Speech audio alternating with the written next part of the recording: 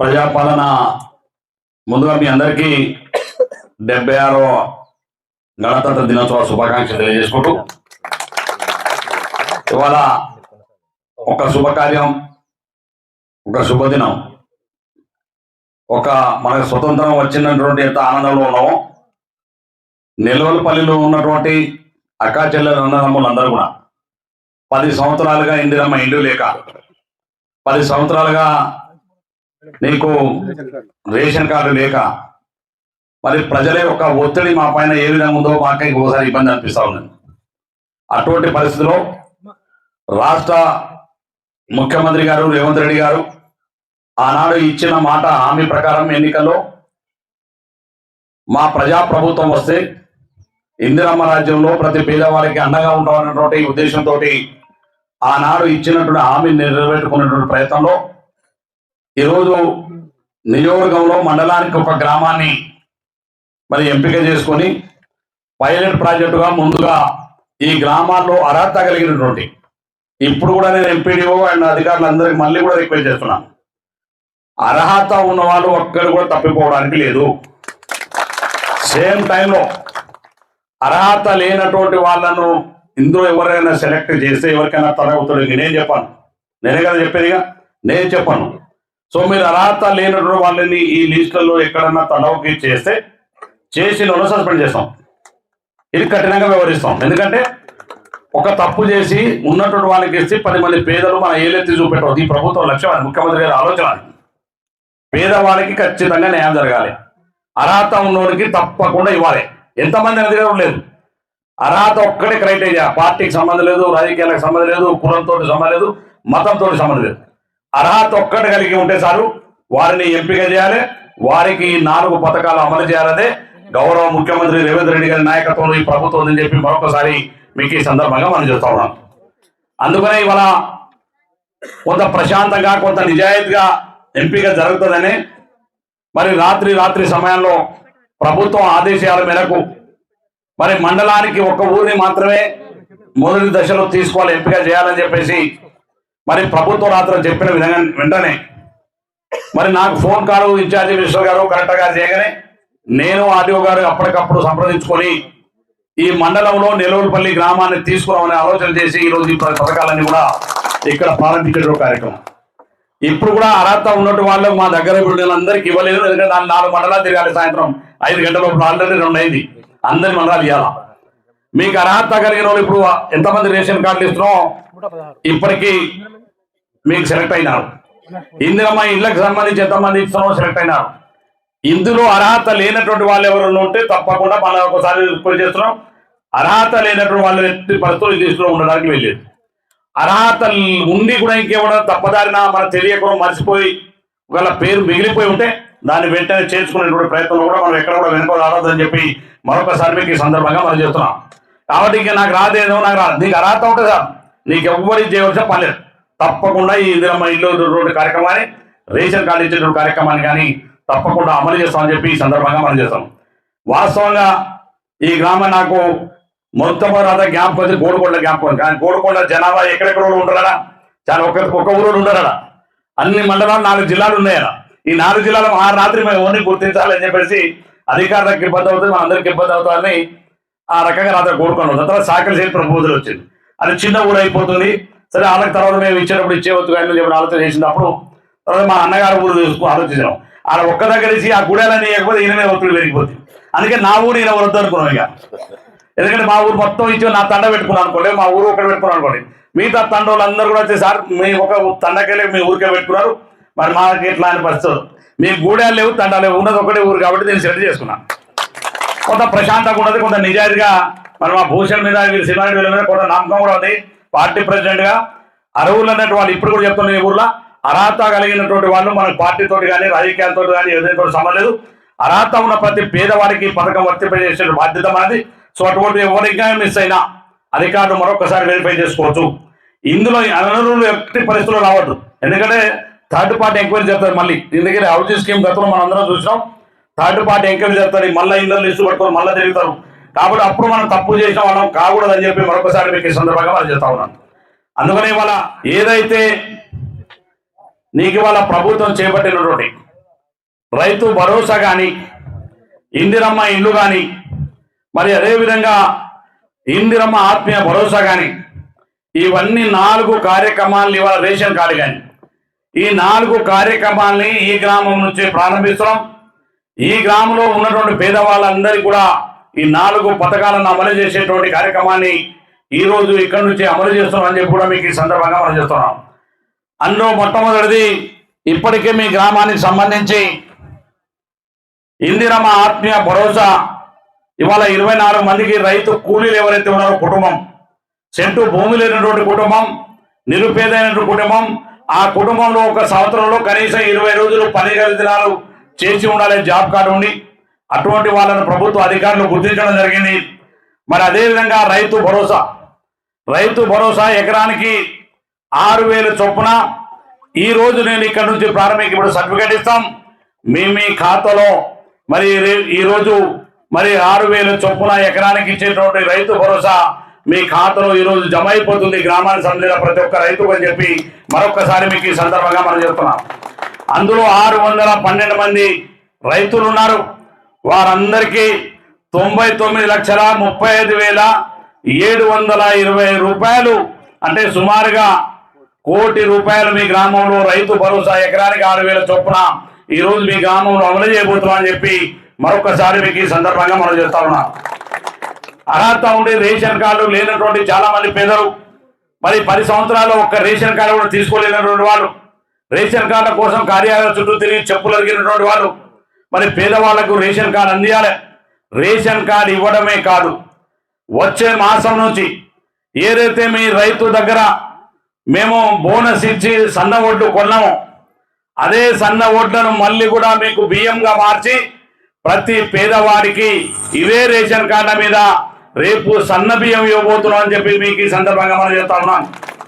అంటే ప్రతి పేదవాడు గతంలో ఉన్నట్టు దొడ్డు బియ్యం తినలేక అమ్ముకోవడం, ఇటువంటి కార్యక్రమాలు ఏమీ జరగకూడదనే ఆలోచనతోటే రేషన్ కార్డు ఉన్న ప్రతి పేదవాడికి ఈ సన్న బియ్యాన్ని ఇచ్చేటువంటి కార్యక్రమాన్ని అమలు చేయబోతున్నాం అని చెప్పి కూడా మరొకసారి మీకు ఈ సందర్భంగా మనం చేస్తున్నాం. అదేవిధంగా ఇందిరమ్మ ఇళ్లకు సంబంధించి ఏదైతే అర్హత అంటే నీకు అస్సలు ఇల్లు లేకుండా రేకుల ఇల్లు కానీ పూరి గుడిసె కానీ ఉన్నటువంటి వాళ్ళకి మొదటి ప్రాధాన్యత. రెండవ ప్రాధాన్యత భర్త చనిపోయి ఉండి, ఏ అక్క చెల్లెలో 30 నుంచి 40 సంవత్సరాల మధ్య యుక్త వయసులో భర్త చనిపోయి ఇల్లు లేనటువంటి అక్క చెల్లెలకు రెండో ప్రాధాన్యత ఇచ్చి ఖచ్చితంగా వాళ్ళకి అమలు చేయాలన్నది ఈ కార్యక్రమంలో ఇందిరమ్మ ఇళ్ళలో కార్యక్రమం. మూడవది వచ్చేసి కుటుంబంలో ఒకటే ఇల్లు ఉంటుంది, 2-3 పిల్లల పెళ్లిలై ఉంటే ఆ ఇంట్లో ఉన్నటువంటి ఒక్కరికి మాత్రం వర్తించదు. మిగతా పెళ్ళై ఉంటే మిగతా కుటుంబంలో ఉన్నటువంటి ఆ కొడుకులకు ఇందిరమ్మ ఇల్లు పథకాన్ని అమలు చేసేటువంటి కార్యక్రమాన్ని ఇవి అమలు చేయబోతున్నాం అని చెప్పి కూడా ఈ సందర్భంగా మనం చేస్తున్నాం. ఇక అనార్హత చెప్పనా మీకు, గతంలో ఇల్లు వచ్చి ఉండి లేకపోతే స్లాబ్ ఇల్లు ఉండి ఇటువంటి వాళ్ళకి మాత్రం ఎట్టి పరిస్థితులు ఈ స్కీమ్లో వర్తించదు. ఇది ఉన్నటువంటి పథకం, ప్రభుత్వం అమలు చేసేటువంటి కార్యక్రమం. కాబట్టి ఉన్నటువంటి వాళ్ళందరూ కూడా జాగ్రత్తగా సుమారుగా మీ గ్రామంలో ఇవాళ రేషన్ కార్డు 116 మందికి ఇవాళ రేషన్ కార్డు పంపిణీ చేయబోతున్నాం.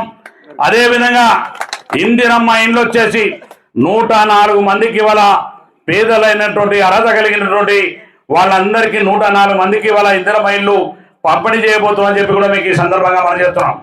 ఒక్కొక్క ఇంటికి 5 లక్షల రూపాయల చొప్పున ఇందిరమ్మ ఇల్లు ఇవ్వబోతున్నాం. 5 లక్షల వీరకు 6 లక్షల రూపాయలు ఎస్సీలు ఎవరైతుంటే వాళ్ళకు 6 లక్షల రూపాయల చొప్పున ఇచ్చి ఇందిరమ్మ ఇల్లు నిర్మాణం చేపట్టే కార్యక్రమాన్ని చేపట్టబోతున్నామని చెప్పి మరొకసారి మీకు ఈ సందర్భంగా మనం చేస్తూ ఉన్నాం. ఇవాళ ఈ గ్రామమే గారు చాలా మంది మా నాయకులు అనుమానం ఉండదు, నెలవలపల్లి మొత్తం తీసుకున్నారు, నెలవలపల్లి పూర్తయిపోదు, కానీ మా గ్రామాల పరిస్థితి ఎవరికి అనుమానం లేదు, అవసరం లేదు. ముందుగా పైలట్ ప్రాజెక్టుగా ఈ గ్రామంలో నిజమైనటువంటి లబ్ధిదారులను గుర్తించి ఏ విధంగా అమలు చేయాలని ఒక ప్రణాళికబద్ధంగా ఈ గ్రామాన్ని మొదట తీసుకున్నాం. రేపు ఫిబ్రవరి మొదటి వారం నుంచి మిగతా అన్ని గ్రామాల్లో ఈ యొక్క మీకు వచ్చినటువంటి నిన్న మళ్ళీ చాలా మంది గందరగోళంలో లీస్ట్ల పేరుతో చాలా మంది గందరగోళం అయినా, కానీ ఇప్పుడు మేము చూసినటువంటి లిస్టు మీరు గతంలో ఎంక్వైరీ చేసినప్పుడు మేము ఫోటోలు తీసినప్పుడు ఇల్లు కానీ, అదేవిధంగా ఏదైతే ప్రజాపాలన గతంలో జరిగినప్పుడు ఇచ్చిన దరఖాస్తు కానీ నిన్న మీరు గ్రామ సభలో ఇచ్చినట్టు దరఖాస్తు కానీ ఇవన్నీ దరఖాస్తులను కలుపుకొని అందులో అర్హత వాళ్ళే మాత్రమే ఈ రోజు ఇక్కడ గుర్తించడం జరిగింది. అదేవిధంగా రేపటి నుంచి గ్రామాల్లో జరిగేటువంటి సభలలో కూడా ఇవన్నీ 4 రకాలుగా మీ సేవలో ఉన్నటువంటి దరఖాస్తులతో సహా తీసుకొని వాటన్నిటిని నిజమైన అర్హులు ఉన్నటువంటి వాళ్ళను మరి గుర్తించే కార్యక్రమాన్ని ఇచ్చేటువంటి కార్యక్రమాన్ని ఈ ప్రభుత్వం అమలు చేయబోతుందని చెప్పి మరొకసారి మీకు ఈ సందర్భంగా మనవి చేస్తూ మీ అందరికీ మరొక్కసారి ప్రతి లబ్ధిదారునికి పేరున ఇవాళ 140 మంది ఇందిరమ్మ ఇల్లు కట్టుకున్నటువంటి మా పేద అక్కా చెల్లెళ్ళకి అందరికీ నా హృదయపూర్వమైనటువంటి శుభాకాంక్షలు అభినందనలు తెలియజేస్తున్నాం.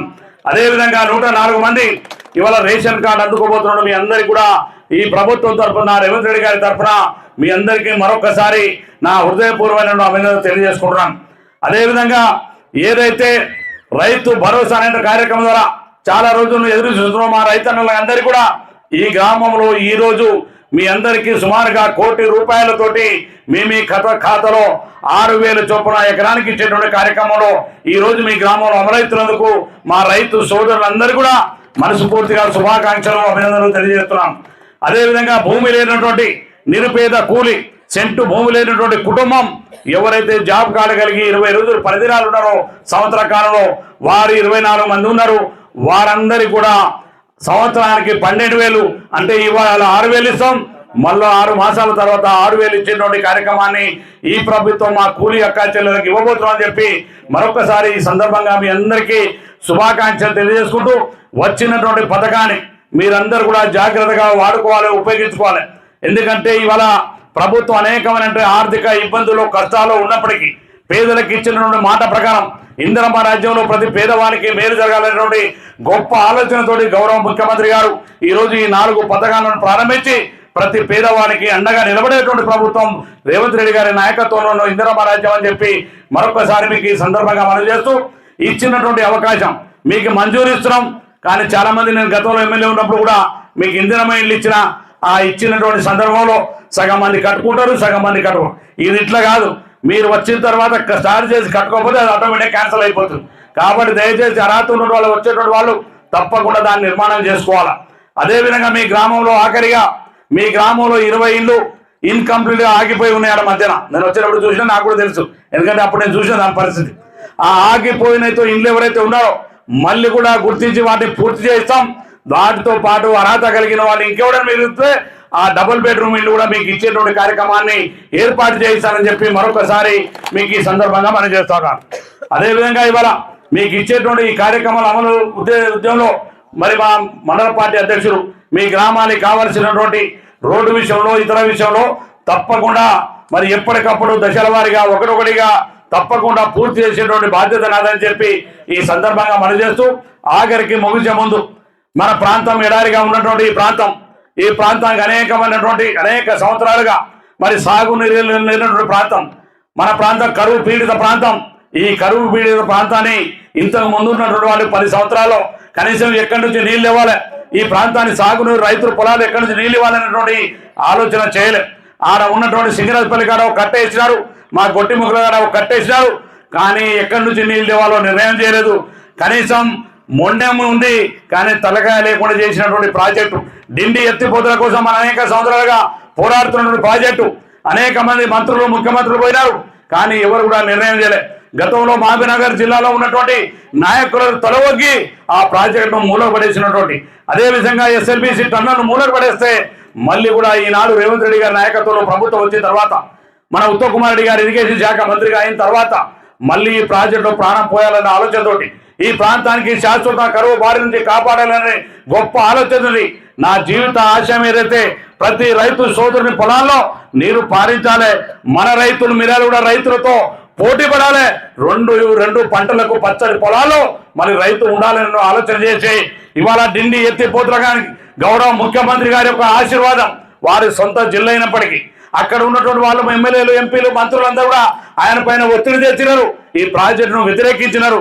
గతంలో ఉన్న ముఖ్యమంత్రి తలవొగ్గిపోయి మన ప్రాజెక్టును చేయలే. కానీ ఇవాళ ఈ ముఖ్యమంత్రి ఆ జిల్లా వాసి అయినప్పటికీ దేవరకొండ మునుగోడు లాంటి కరువు ప్రాంతాలకు తప్పకుండా సాగునీరు ఇవ్వాలనే గొప్ప ఆలోచనతోటి ఇవాళ ఏదూళ్ళ నుంచి డిండికి లిఫ్ట్ చేయడానికి 1800 కోట్ల రూపాయలు మంజూరు చేసినటువంటి గొప్ప మనసు ఉన్నటువంటి నాయకుడు, మన ప్రాంతానికి మేలు చేసినటువంటి ముఖ్యమంత్రి రేవంత్ రెడ్డి గారని చెప్పి ఈ సందర్భంగా మనం చేస్తున్నాం. అందుకనే నా జీవిత ఆశయంలో ఈ ప్రాజెక్టు పూర్తి చేసి ఈ ప్రాంతానికి శాశ్వతంగా కరువు బారి నుంచి కాపాడాలి. మీ బిడ్డగా, మీరు ఆశీర్వదించిన బిడ్డగా మీకు అందరికి కూడా ఎల్లప్పుడూ కూడా ఈ సాగును అందించాలని ఒక కోరికతోటి ముందుకెళ్తున్నాం.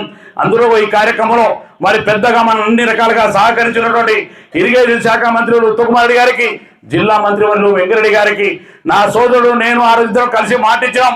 పార్లమెంట్ ఎన్నికల్లో చింతపల్లిలో మేము ఈ ప్రాజెక్టు సాధించలేకపోతే వచ్చేటువంటి ఎన్నికల్లో ఇద్దరం కూడా పోటీ చేయమని చెప్పేసి ఆయనే ప్రకటించినడు. నేను ఆయన ఇద్దరం కలిసి సహకారం తీసుకొని ఇవాళ ఈ ప్రాజెక్టును తీసుకొచ్చినాం.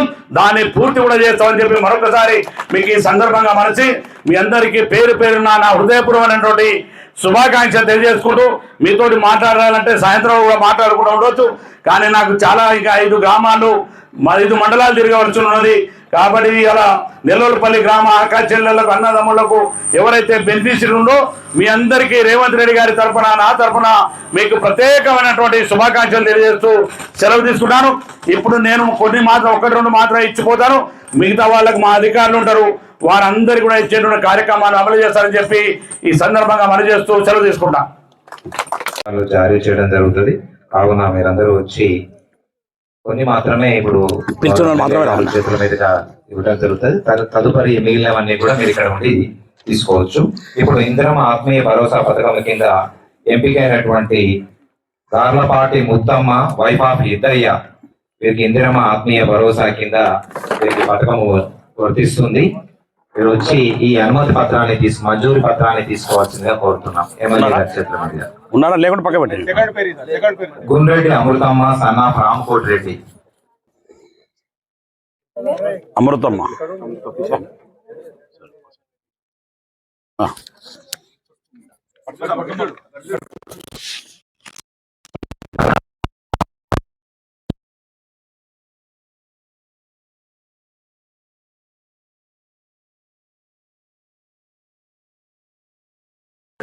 జొర్రేగల Pramila, wife of Sattaiah.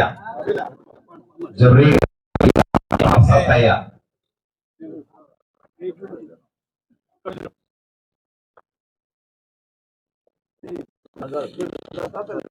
Gajala Bharatamma, son of Kishareddy.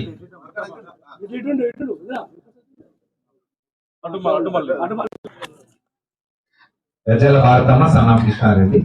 ఇప్పుడు రైతు భరోసా పథకం కింద ఎంపికైనటువంటి వాళ్ళు వంపు కల్లమ్మ, వైఫ్ ఆఫ్ దశరథ. వంపు కల్లమ్మ, వైఫ్ ఆఫ్ దశరథ. బూడిద పర్వతాలు, సన్ ఆఫ్ పెద్దయ్య.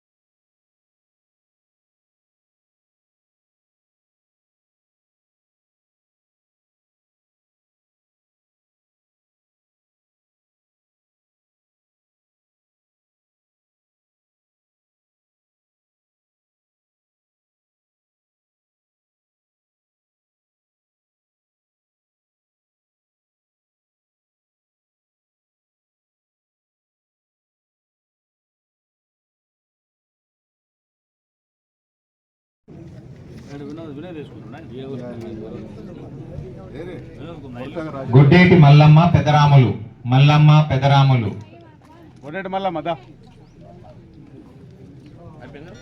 ధన్యవాదాలు సార్. తదుపరి మిగతా లబ్ధిదారులకు కూడా అనుమతి పత్రాలు అనేవి జారీ చేయడం జరుగుతుంది. మీరు అందరూ ఉండి అవి తీసుకోవాల్సిందిగా కోరుతున్నాము. తహసీల్దార్ గారు తదుపరి కార్యక్రమం కొనసాగించారు.